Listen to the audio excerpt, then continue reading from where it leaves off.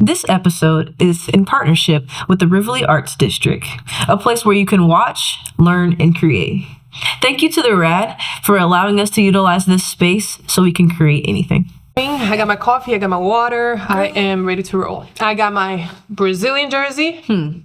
Team USA, baby. Okay. We'll see how it does. You know something? I hear this argument all the time, the United States versus like multiple countries. And with you being from Brazil, I thought it would be excellent that we talk about that today. I agree. Let me tell you, today I'm here to, how's that expression, to fit in some shoes? Big shoes. Fill big shoes. Exactly. So I have to do that because I'm here to represent the world against the United States. Why do you think this always comes up in conversation? Why is it always the USA versus everybody?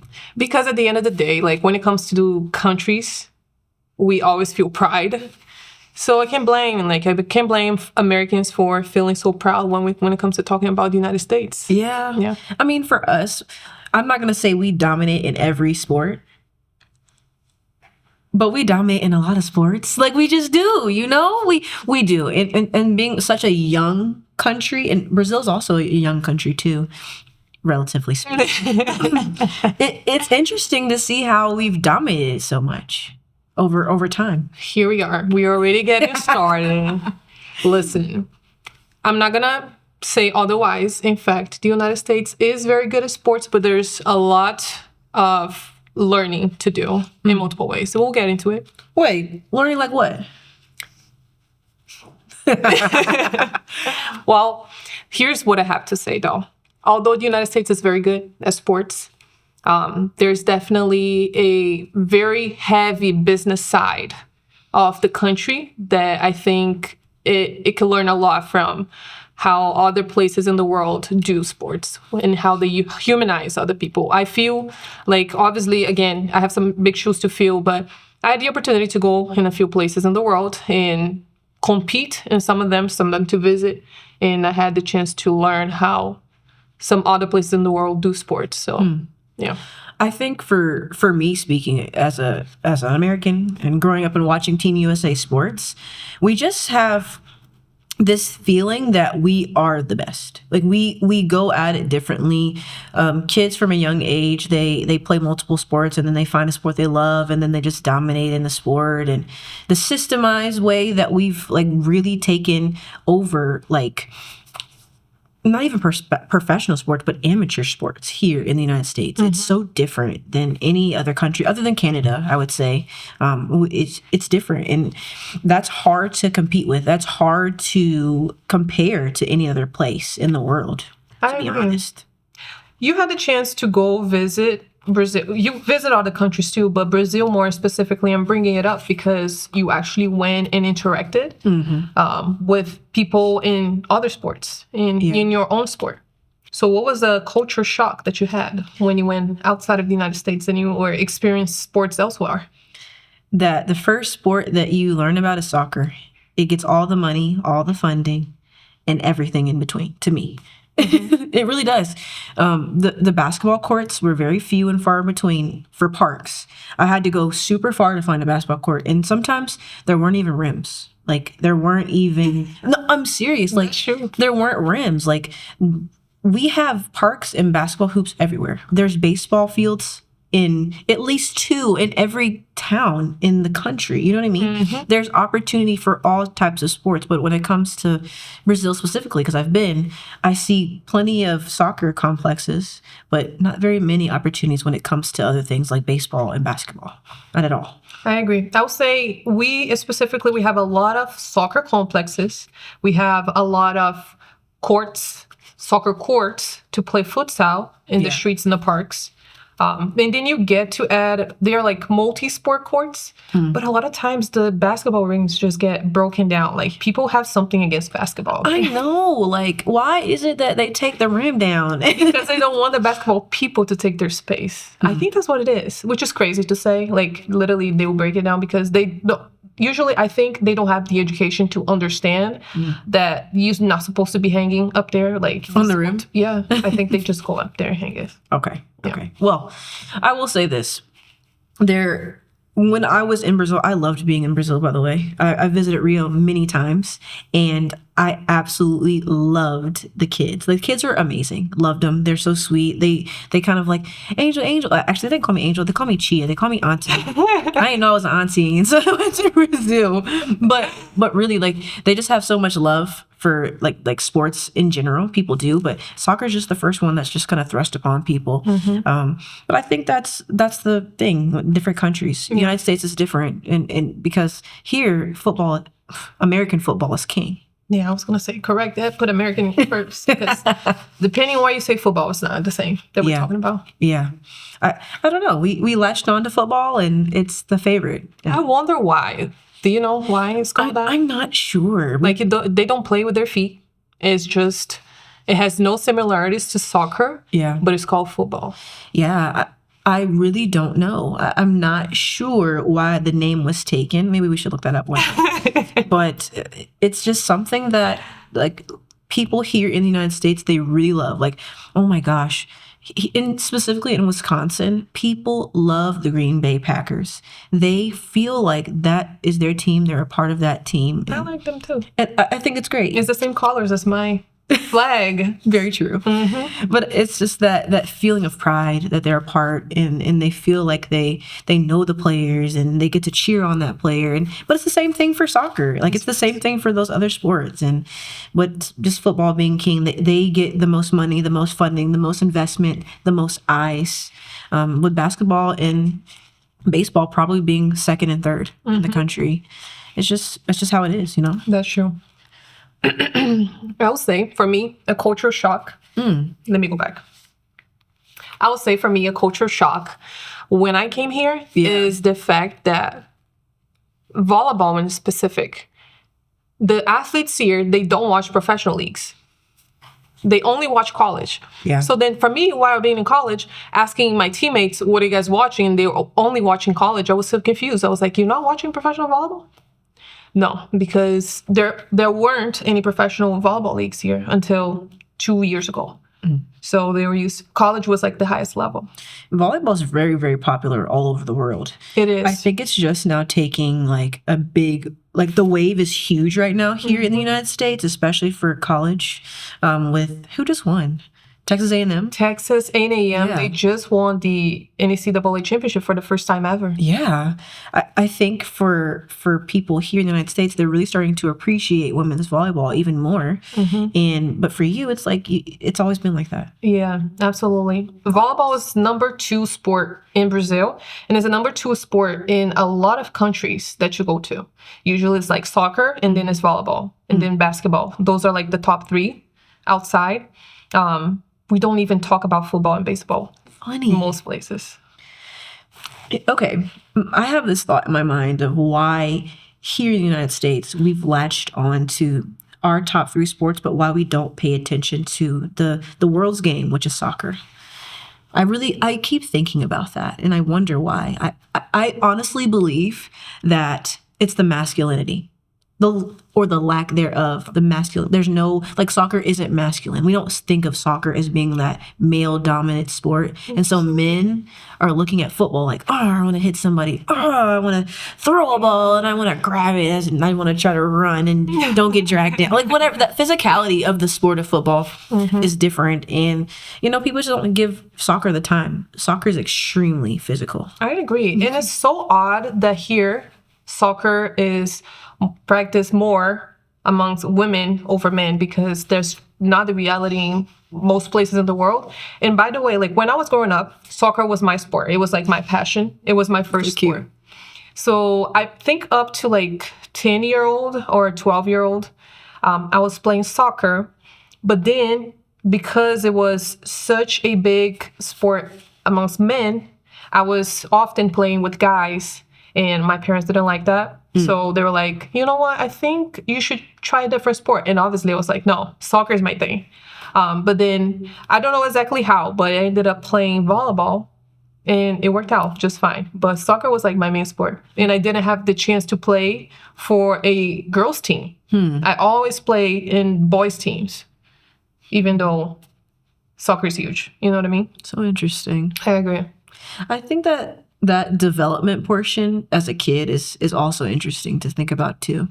And so for your experience is, growing up in Brazil, I want to hear about like what it was like for you to kind of play volleyball as a kid, and then like kind of become this now professional athlete that you are. That is a very different system than here. And it's almost hard to compare. And the main reason is because the educational system here, not to sound professional, like the educational system here is attached to sports. So how it was for me growing up is we had the club sports, and we didn't have school sports. We had physical education, like PE, how you have it in here in school. And then there are different social projects, is what they are called, where like people, they teach sports, but not to the competitive level, which is like on a very like amateur academy level. So if you want to play a sport like you play here in the United States, you have to be at the club level. And the funnel, it's very, very narrow because essentially you are trying out for a team. You don't have any costs yourself. Like once you pass and you're playing for a team, you pretty much have everything covered by the club, because the clubs there are backed by the government. So the government sends clubs around the country a sponsorship to those clubs so they can have kids playing sports and they can compete. And there's multiple levels, obviously, just like any sport in the world. And then for me, I got into the academy first. I went to a tryout and I passed. Even though I didn't play volleyball much then, just like my build, how I was built, I was taller than most kids. That made me stand out. So then I was able to get into volleyball and learn as I was in the club playing volleyball. So I played club, and then my last 2 years of high school, there were some schools in the state of Rio that they put out a scholarship so they could get some kids that were good to represent them, so they could get pretty much get press, media coverage. Because at the end of the day, we weren't competing with anybody. We were just competing against other schools. But the other schools, they just had their own students that hadn't practiced volleyball to the extent that we did.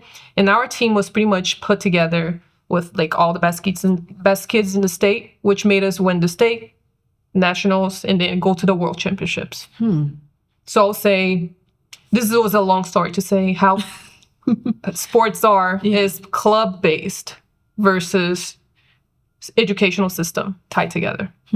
Interesting. Does that make sense? Yeah, it does. Like everything is tied to school. Well, not everything. A lot of things are tied to school here. Of course, you have amateur things where you can, go play for maybe the Boys and Girls Club or other things, and of course, you do have, AAU, like just club sports. Yeah. But a lot of times kids start with school. They start with playing at elementary school like I did, or in middle school. Like if you're a late bloomer, that's totally fine. And that's very, very low cost. It does cost something to play, maybe for shoes, maybe some type of team fee. I'm not sure. I wasn't paying. Thanks, Mom. I wasn't paying. But it does cost something to play, but it's very low compared to club sports. And kids find out like whether they want to play or they don't want to play, or if they want to play more competitively. In a lot of places and communities that are smaller, they tend to play club sports if they want to, be elite, or they want to continue to play, or maybe they want to prepare for another season of another sport. That's another thing too that I didn't hear you talk about. We are here in this country. A lot of kids play multiple sports, and I don't know how typical that is in Brazil.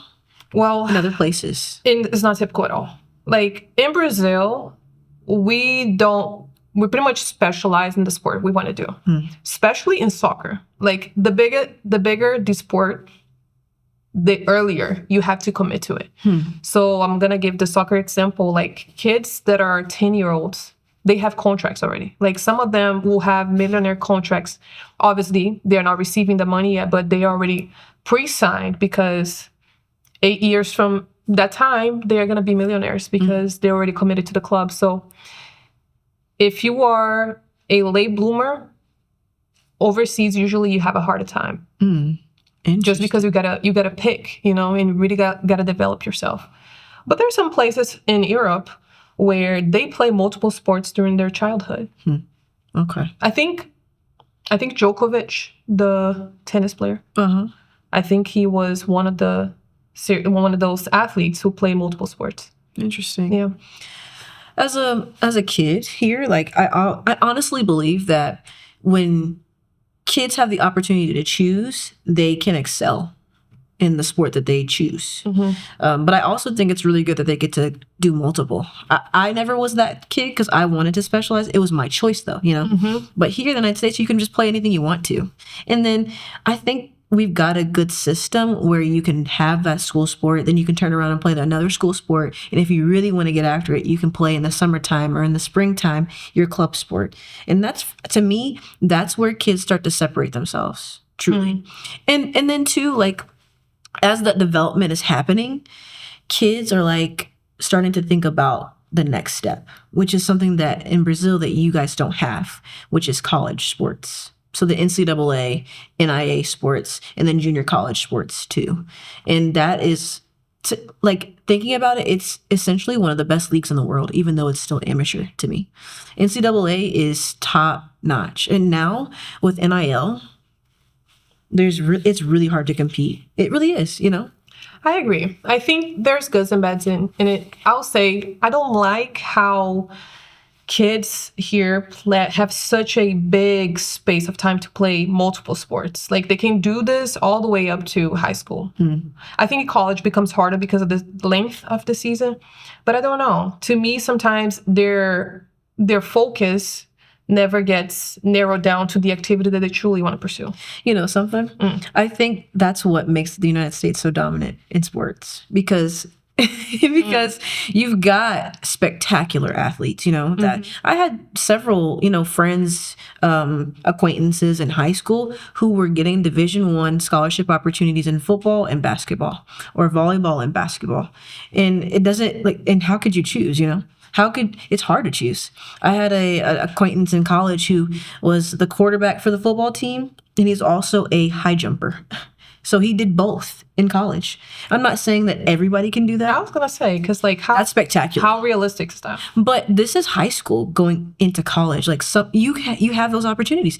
Kids are extremely athletic. And if you specialize in one sport, you could be taking away. I do believe that specializing is really good. I'm biased to that because I did that.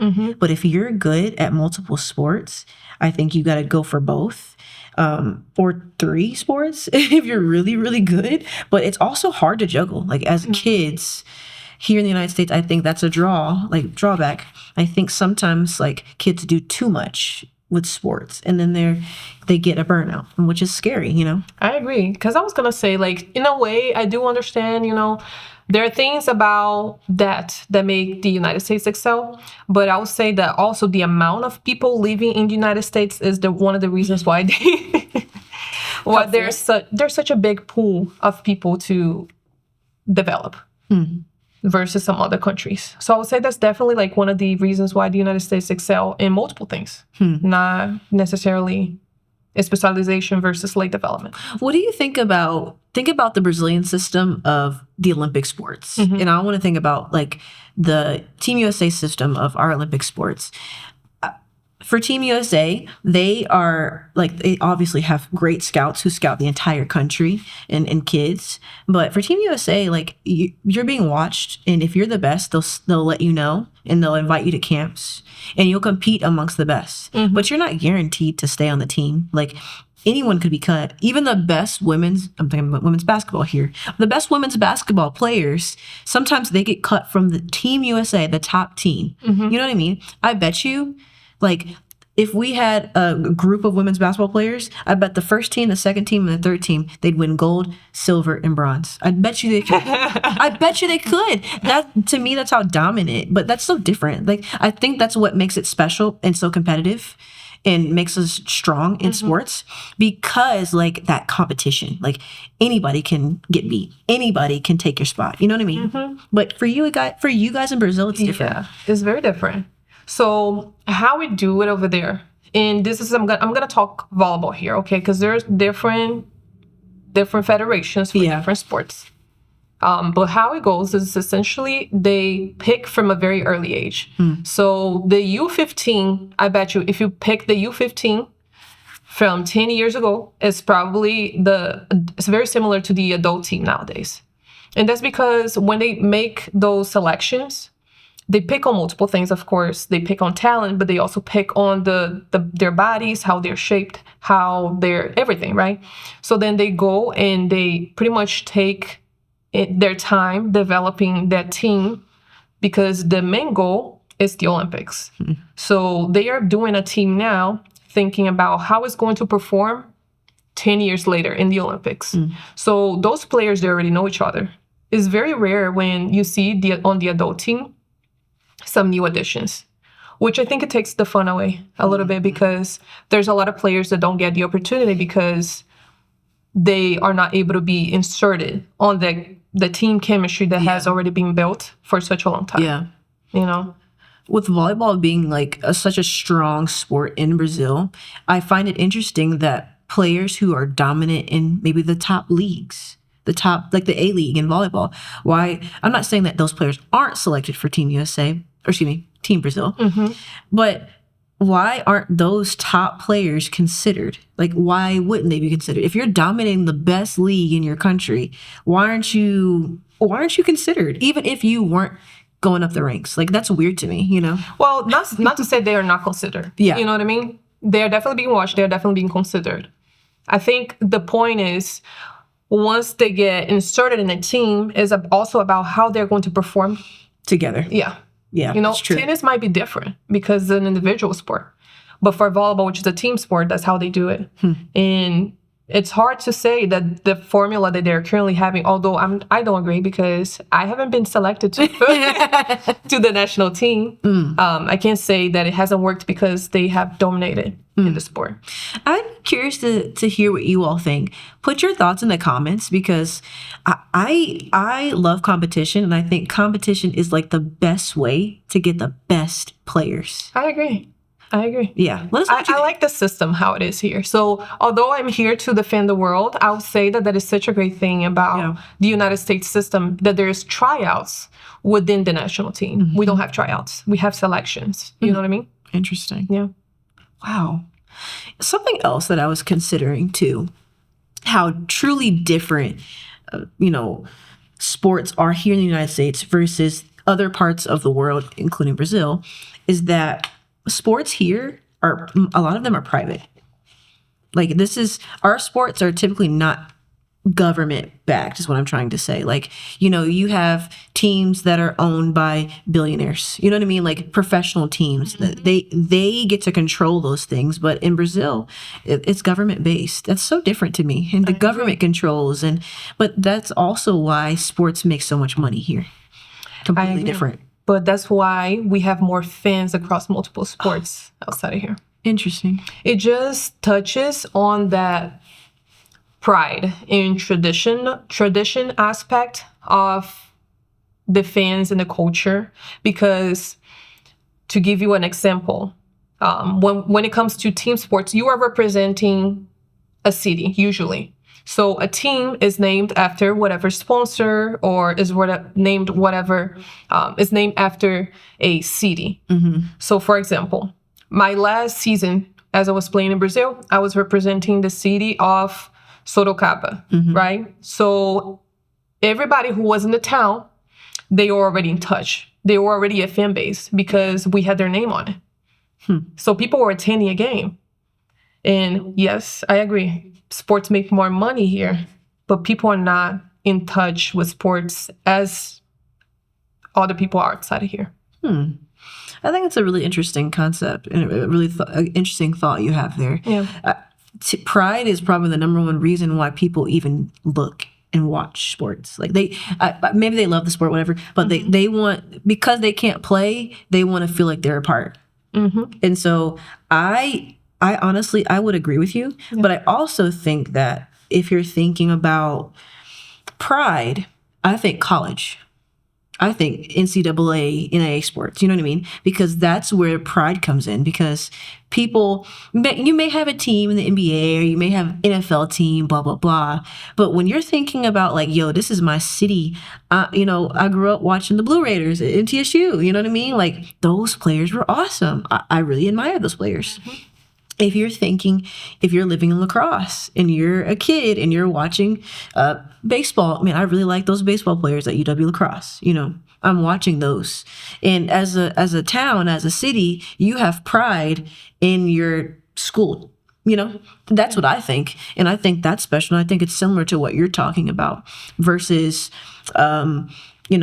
professional sports. Yes, there is pride and historical value in a lot of the team sports that have been around for a long time. But it's different from college sports, different from college basketball, different from college football, Yeah. Isn't that interesting though? Because now you were talking about the fact that when people feel the most pride is through those college sports, when a lot of those college sports are government backed. Because they are representing the schools and the universities are backed by the government, right? Yeah, that's true. So it kind of creates it's almost like it gives the identity. When it comes to that somebody here, sports teams are franchises. Yeah. Outside of here, overseas, not all sports teams are franchises. And which is curious because in soccer, which is the biggest sport in the world, just recently, a lot of the teams across the globe are starting to become franchises. They were those big traditional institutions that were owned by one person, two people, a family. Yeah. I got you. And they are just now creating the corporate environment. Like they are professionalizing themselves. This is interesting. Because I think multiple things are going to happen. One, they're going to make more money. Two, they're going to have different decision makers, create new and more excitement around the sport and the team. And three, honestly, they're going to be able to do things they haven't been able to do previously, just because there's going to be different leadership. Like that's the important part of sports, the business aspect of sports. You can't do the same things over and over and over again. That's true. There's no that's why I also believe some teams and specifically Rio, because I've been to Rio multiple times, they failed, or organizations failed because it's just one person or just two people. Mm-hmm. You can't do it alone. You know what I mean? And there are teams that are fighting this right now as we speak. Huge teams. These are companies that make billions of dollars, right? Through soccer. And they are having fights because the current owners don't want to give up the ownership to become now corporations and have a CEO. Interesting. Right? Or they want to be the owners of they don't want to give the power away. Mm-hmm. And they just accumulate those bills over time, over the years. They never get paid. Kind of like the United States debt. Relax. Never gets paid, huh? Yeah. Man, that's so interesting. I would honestly really like to be a part of those conversations, just to listen to those arguments and why they think the owners versus the people that want to come in and create that corporation, what the drawbacks are and why they choose, why they don't want to give up that power. Mm-hmm. It's not always going to be about that dollar that they're making. How does this team improve for the long run and stay around for a long, long, long time? Mm-hmm. I think that's the pride too. I agree. But I think it's also interesting that these teams are starting to revert into the systems that we have here. I think it's that money. It's the money tree. I agree. That's what it is. You got to make money. You have to. What do you think about NIL here in the United States? I love it. I want to say you loved it. It was a thing when I was in college. We missed it. I swear. I love it. And here's why. The so-called amateur sports, the NCAA, is not really amateur because everybody's making money but the athletes. I mean, until the NIL came through. So everybody was having the opportunity to make money with the image and likeness of those athletes. Mm-hmm. But then those athletes weren't making any money because they couldn't. They weren't allowed because of the law. They had to keep their amateur status. I just didn't think that made sense.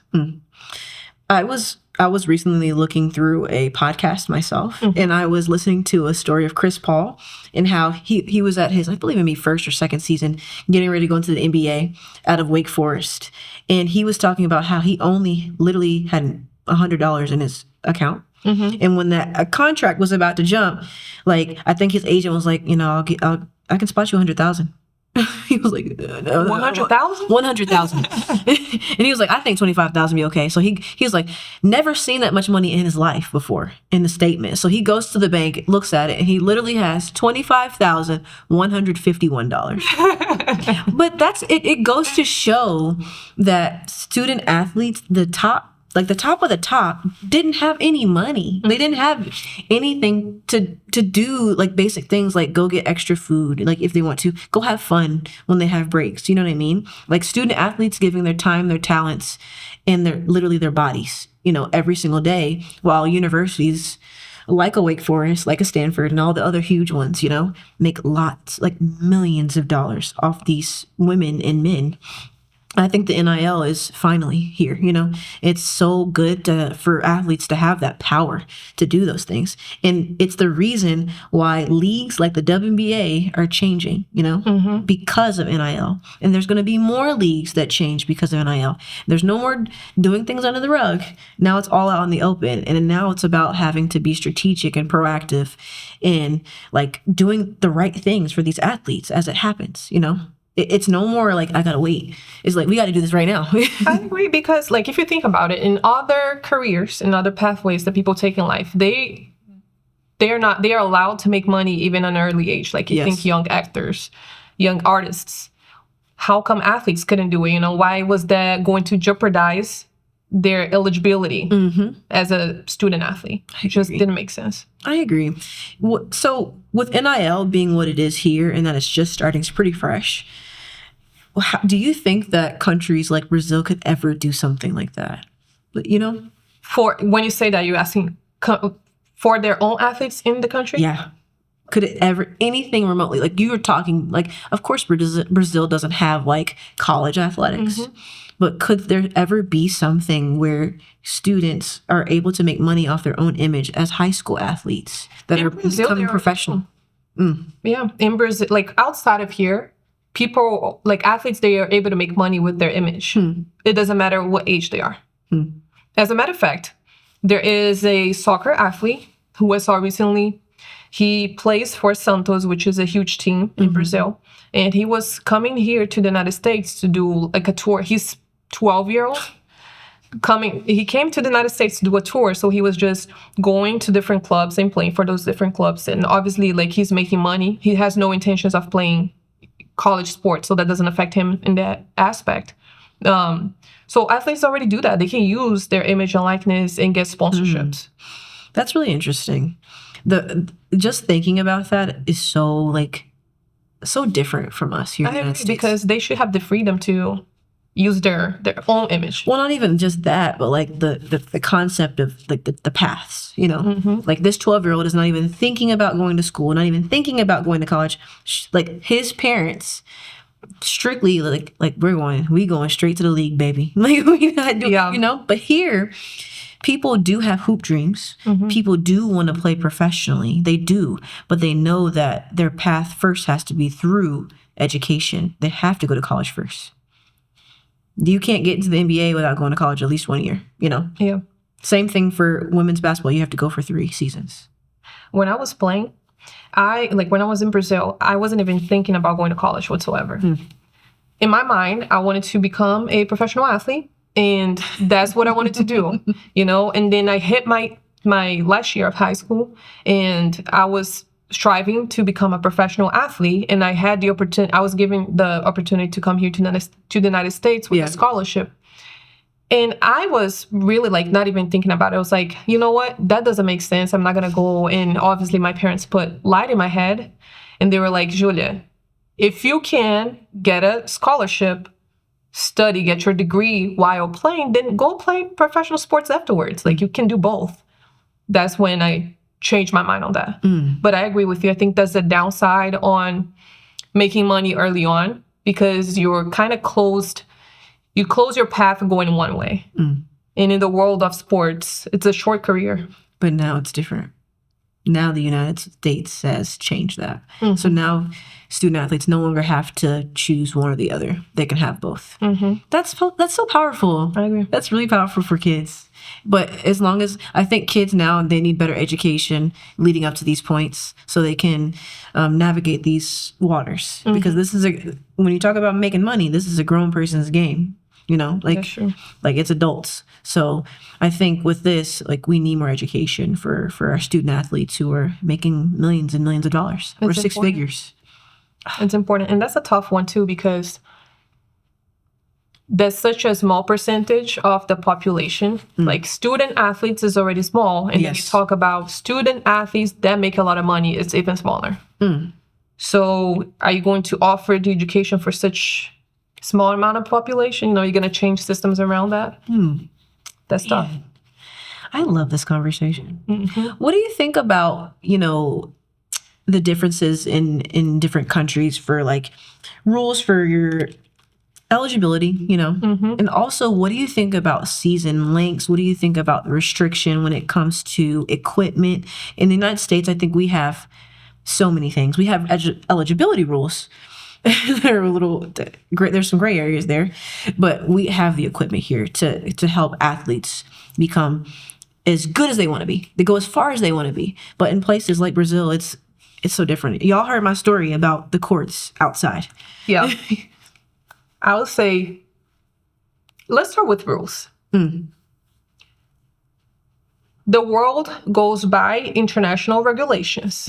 There is I'm going to use the volleyball example again. There is FIVB, which is the International Federation, and our rules are based on that. So when there's a change of rules, it applies, it trickles down to all the countries that are participating and going to those world championships, even to their own national leagues. Here is whatever you guys want. Literally. NCAA has their rules. The NAIA have their own rules. Junior colleges have their own rules. The NBA has their own rules. The WNBA has their, you know? Yeah. There is no centralized rules. Obviously, the sports are the same, sport to sport, but there are different rules. College volleyball governs themselves differently than professional volleyball here in the States. Yeah. Amateur, like high school, middle school, elementary, they have different rules than college volleyball now. You know what I mean? They do. And to me, it's hard because players can't all play professionally here in the United States. They do a lot of times go overseas. And so that's a whole another situation too. Like, I think that we as a country always gotta be different. Like, we always gotta like, why you guys always gotta be different at everything? And that's not like with only volleyball. There's so many sports. Like, you saw it. You went and you were playing with a completely different ball. Oh my gosh. Like, what are we doing here? What's happening? Yes, and there's also the 3-step rule. Yes, there's different rules. Like, for FIBA, like, you can take 3 steps versus 2.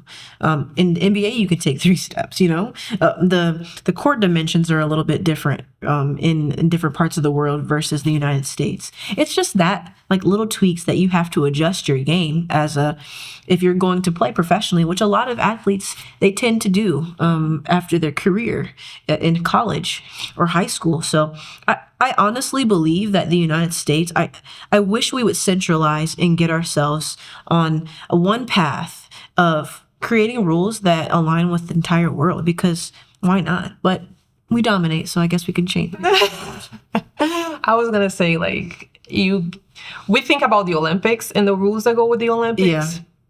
Baseball is not even the Olympics. Football is not in the Olympics. So. That's true. It's not. Baseball could get there. Baseball could get there. It needs to get there. They just need like 2 more countries participating. They only have the United States. That's so funny.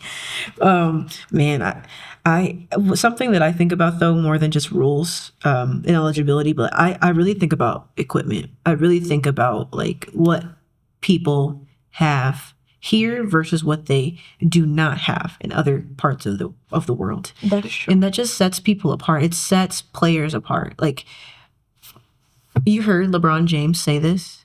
He spends $1 million every single year on his body. I can't even wrap my mind around that. Like, I can't wrap my mind around that life. that dollar. But like, I'm not saying everyone can do that here in the United States, but student athletes, like, we have trainers, we have facilities to work out, we have conditioning spaces, we have great floors for basketball, we have great fields for soccer, we have spaces for tennis. Like, we have it all. We have things here. To me, there's not a lot of excuses.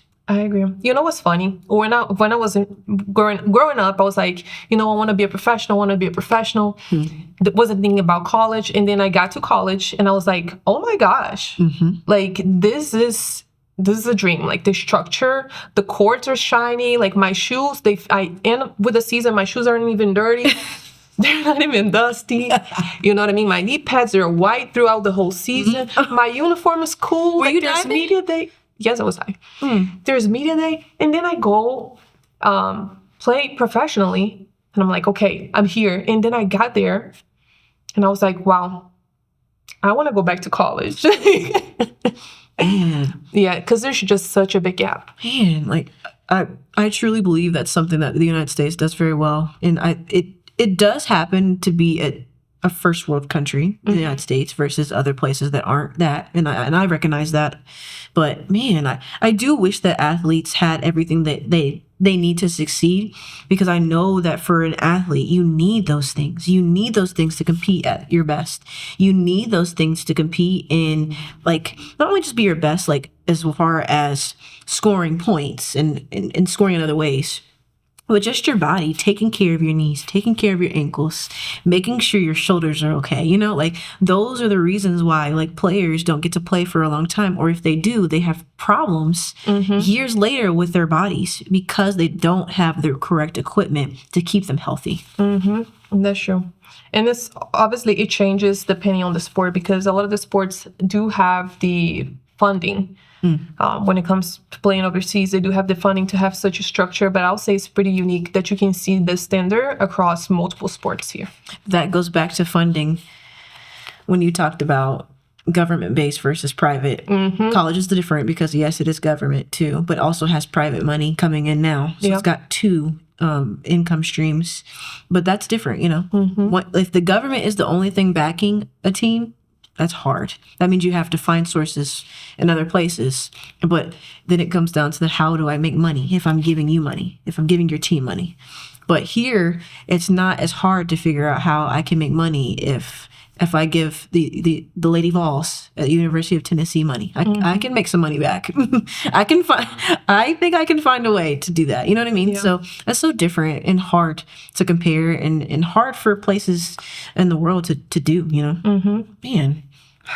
What do you think about fans when they're watching a volleyball game in Sorocaba versus when they're watching a volleyball game here?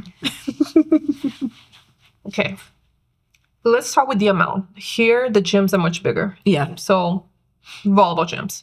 So, they can support a lot more fans in it.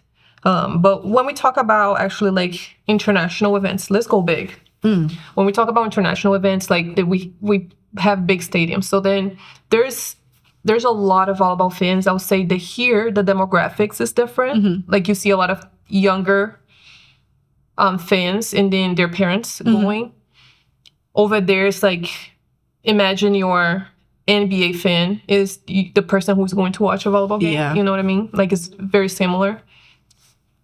Fans overseas are crazy. Like, it goes crazy on a good way. Like, because we are allowed to bring instruments into the stadium. We can bring flags into the stadium. We can bring, like, horns into the stadium. So you can imagine how loud it gets. Here's kind of boring sometimes. Like, there's the Jumbotron? The Jumbotron. And it's they're huge. like, yeah. But everyone's sitting around like, yes. On their phone? Yes, but all of it, like, when it comes to sports, I'll say volleyball overseas, but is across all sports. When they commit into going to the game, they are going to make an event out of it. That's so funny, but so true. When I went to your game in Sorocaba, the chants were so cool. Sorocaba. Like, it was so cool. The entire gym, the entire space was like uproar. I'm just like, I'm looking around like, wow, this is so cool. I feel like I'm at the championship game right now. I feel like this is the Final Four right now. Like, this is insane. It was completely different from like sporting events that I've been to. Of course, I'm watching the game, but like, I'm sitting to the person to my right and my left, and they may not be as excited as the people that were on my right and my left. When I was in Sorocaba, they were going crazy. The kids were going crazy. And then afterwards, they were just so happy to meet you guys. Like, it was so cool. And, you know, I have a funny story about that because there's goods and bads in all situations, right?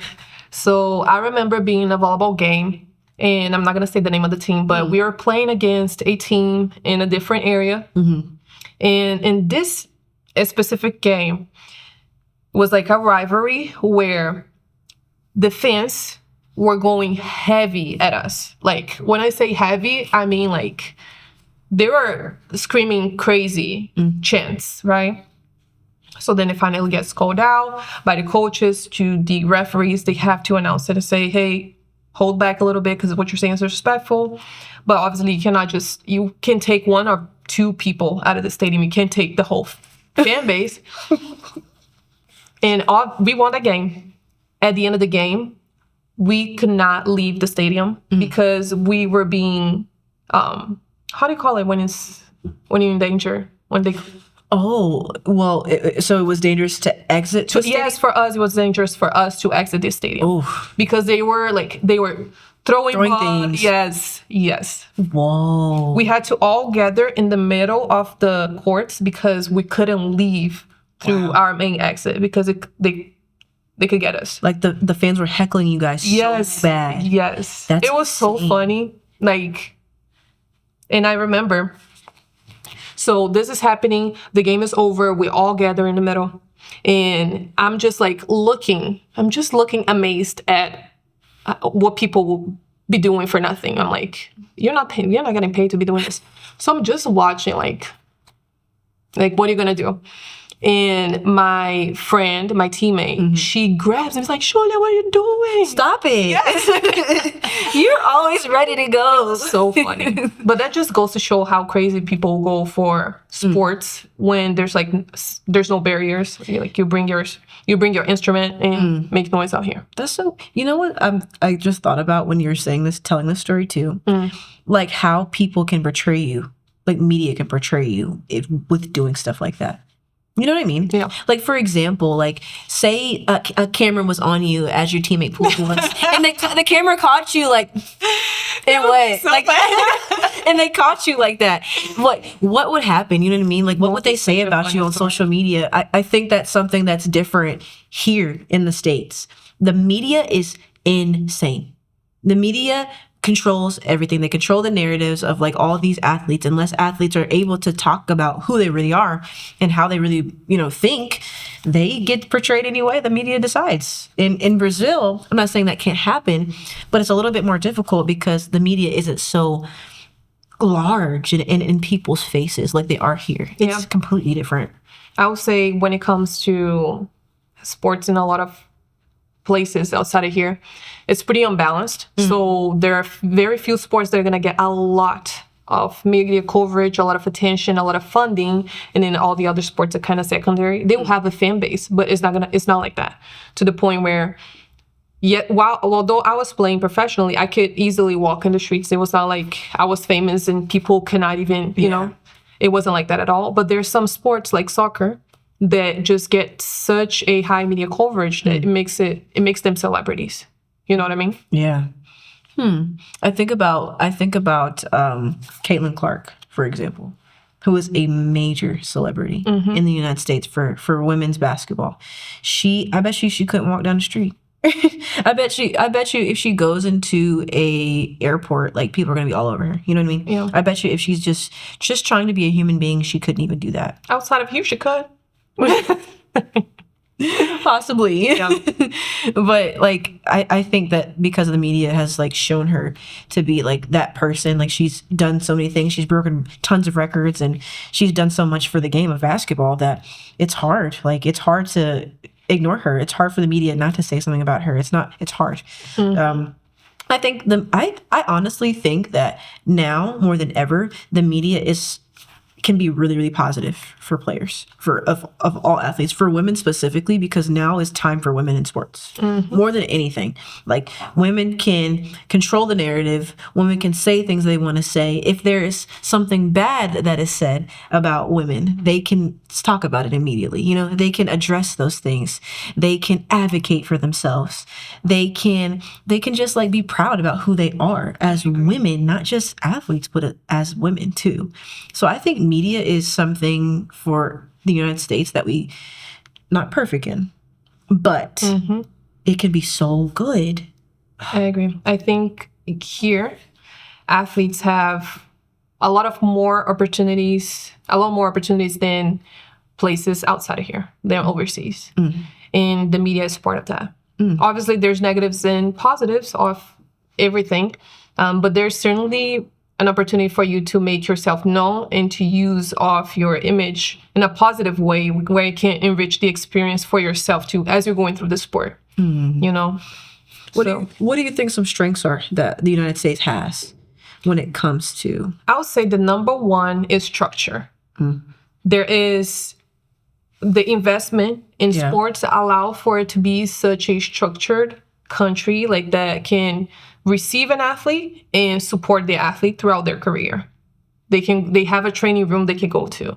They have the equipment needed, and whether they are paying for it or not is very accessible. It doesn't cost much. Obviously, each sport has its exceptions, but in a general way, I would say that a lot of athletes will have a fair opportunity to play. You know what I mean? Yes. I would say too, the gyms are amazing, and that goes with the fact that a lot of those gyms are attached to schools. So you can play, competitive or not, you will still have access to play at that gym. If you attend your high school, you could go to the soccer field if you wanted to. Yeah, you can. That's so unique, and that's great. That's amazing. Such a strength. I think some strengths for countries like Brazil is pride. You know, pride in your country, pride in the sport that you're playing, pride in just being able to try to excel in the sport that you love, regardless of the lack of equipment. You know, I think that's really impressive to me. I think of you, for an example. You didn't have the things that I had, but you're in the same position as me, you know? I think that's interesting. You know, I'm not saying that every person could be like that or should be like that. I just know that that's really impressive, and that people like all over the world defy the odds regardless, you know? And I also think that, you know, governments backing sports is very powerful. Like, truly, to me, sports is the one of the few ways that you could connect anybody. You could put anybody in a room together and everybody can just be okay. You know, we can all watch a soccer game. Doesn't matter what language we speak.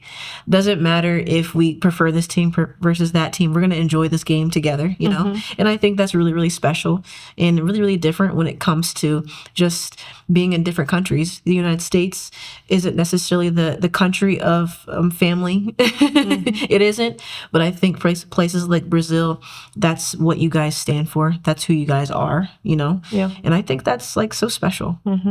I agree.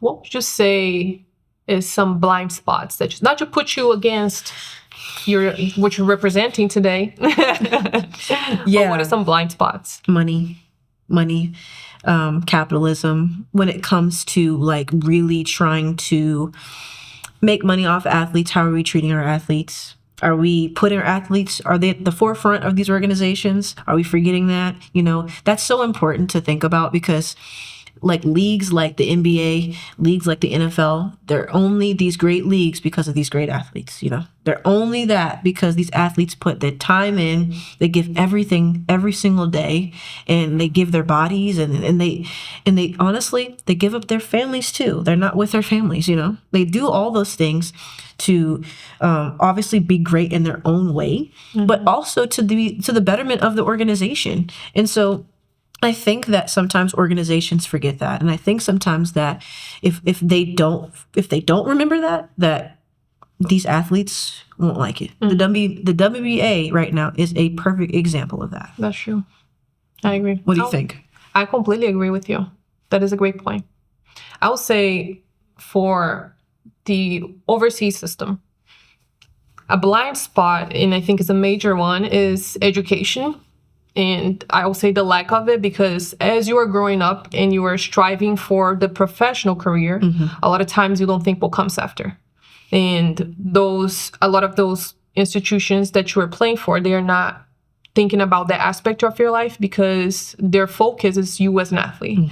And as you're going through when you're young, all you think is that you're going to become a professional athlete. You don't think about what happens after, what happens during, because a lot of athletes don't make it into the professional level. And they kind of are left hanging. So when you're playing, when you're going through it, I love that here is attached to the educational system. So you are playing for your high school, and then you are playing for your college. You're getting the opportunity to get your degree, right? Your university degree.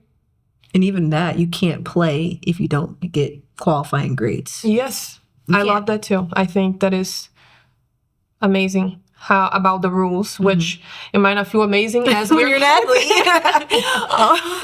Exactly. You're just crying so you can keep your grades up. You got a lot going on. But Yes. at the end of the day, it's such a benefit, because it broadens your horizons. That's such a great point. I agree. And I'm glad you said that about US. I do have good things to say about the United States. Yes, you do. I love it. Something, I think that something that the United States could learn, I would say we could learn to be better about being proactive with how to structure things, I talk about women's basketball often, especially the WNBA, but I think it's important that us as a country is proactive with structuring things. Like, why in the WNBA, they are talking about how women don't have care if they have a baby. You know what I mean? If they get pregnant and like they are not on the team for a little bit, like they don't have any type of like assistance. They do everything by themselves. This is a women-led league, at the forefront. Why isn't the WNBA literally the leader in that? They could be the leaders of that. You know what I mean? Yeah. But they're not. They're not. They're not proactive. We need leadership here in the United States to understand that this is important and that we need things to be better, and it starts with us. And so I think that's something that we could learn as a country, not just one league. Yeah, I completely agree with you. And that's tough for women across the board, unfortunately. I think I would say that the United States, I cannot say the United States, I'll say those women athletes they're having the chance to speak up about those issues. And we will soon to see some change. At least that's what we hope for. I would say one thing that we could really do better overseas and learn from the United States specifically is the business portion of sports, because it makes it sustainable over time. A lot of the times you see teams that they will come up for a season and then they will disappear. And that's because it's not sustainable to keep it, which you create an opportunity and then you take it away from those athletes. Like, you bring them in to play for your team, to play during the season, and then the year after is gone. So that part is missing in a lot of teams and across multiple countries. I've seen it happen.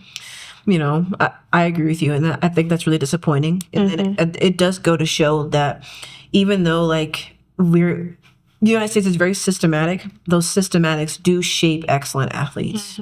And I do think the world could learn a lot from the systems that the United States has created when it comes to our athletes. In general, just sports. I'm not saying like the rise of those athletes, but just so we have systems that athletes can participate in so they can excel to the best of their ability in their sports. And I do think that's important. And I do think that is not a winner or a loser in this situation. You know what I mean? but something that is so important in that ultimately the student athlete, the athlete, they matter, Yeah. you know. And at the end of the day, I think the system shapes the outcome. And you probably said that like 10 times this episode already, like United States is dominating. It is dominating for a reason. I think the system allows it for those athletes to have a long-lasting career, long-lasting impact, and compete to the highest level in the world.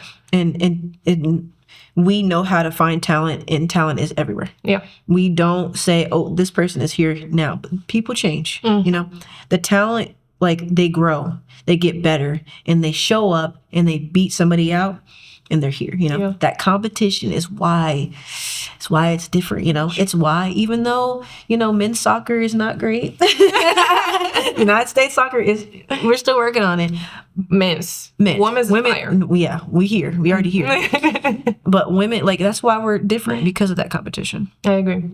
What system do you think you thrive in? I think I'm biased on this one, for sure. I think the United States system is something that I can thrive in. And even if I did it again, I'd thrive in it again, And the reason why is because the systems help create the athlete. Not just like performance-based, but, education-based, that gives an athlete something to work for and work towards. Yeah. It prepares an athlete for something beyond just playing, but it also prepares an athlete to play at the highest level. Like, you can play for a program, and those programs are like, they know that these kids are going to the league, So they're preparing those kids for the professional league, not just skill, but just how to be people and be professionals. And I think I thrive here, but I do really appreciate the atmosphere in Brazil, specifically, of that fan base. I think that's so special. It's so cool when people are like, I love Flamengo. What is it, Flamenguista? Yes. I think it's so cute. I think it's so cool that people just love, like, that organization. It's so cool. Yeah.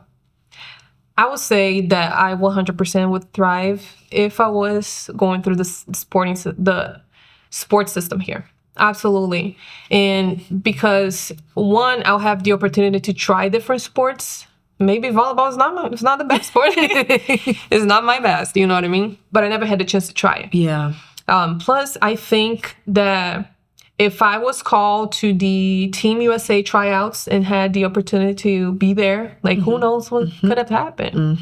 But that's an opportunity that I never had the chance to participate for another country. Plus, there's also going back to the educational system and how great it is. As I was growing up, my parents, they always pushed that vision on me. So it wasn't something that I had trouble with. But being here and already thinking ahead, like, what universities could have gone to and things of the sort, it would have been so cool. Man. Yeah. Plus, I had way cooler shoes when I was here. Like, my shoes, they just became much more stylish. True, shoe game is crazy here. People, it's the individuality thing here. Yep, I agree. My shoes, they were not as stylish when I was playing. That's okay. You know something? Not that it's a competition, but who wins? I can't say that you win, though. I'll give it to the United States today. I'll give it to you. You know something? I don't think we win. I honestly think your system is your system. United States system is our system. And it's cool to learn. It's cool to learn from, like, what you guys do and how you guys thrive. And it just goes to show that it doesn't matter what system you're in, you can win. You can. I agree. Can't you? Absolutely. She won. Didn't you? Hey. Are we gonna do the handshake every episode? I feel like we should do the handshake after every episode, just to conclude it. You know what I mean? You know something, y'all? Kind of throw some things in the comments if you think Team USA won. Throw it in there, you know what I mean? And share your experience. Like, if you visit a different country and you got a chance to watch a sporting event, like, let us know how it felt versus how it feels here. Yes. We'd love to know. And if you have a team, shout them out in the comments too. Yeah. Okay. All right, y'all. We'll see you soon. Thank you so much for watching. We always appreciate your support. And please subscribe, and we can't wait to see you on the next episode. Bye. This video is in sponsorship with She Won Media, a place where you can honor the legacy of women, their thoughts, their dreams, and their conversations. So we're excited to partner with She Won Media for all of our videos. If you are a business that has an idea that you want to create, feel free to reach out to She Won Media at shewonmedia.com. This episode is in partnership with Artisa Gallery. Thank you so much for sponsoring this podcast. Artisa Gallery is a space where you can go create and flow. Thank you. If you want to see more from She Won Media, follow us at She Won Media in all social media platforms.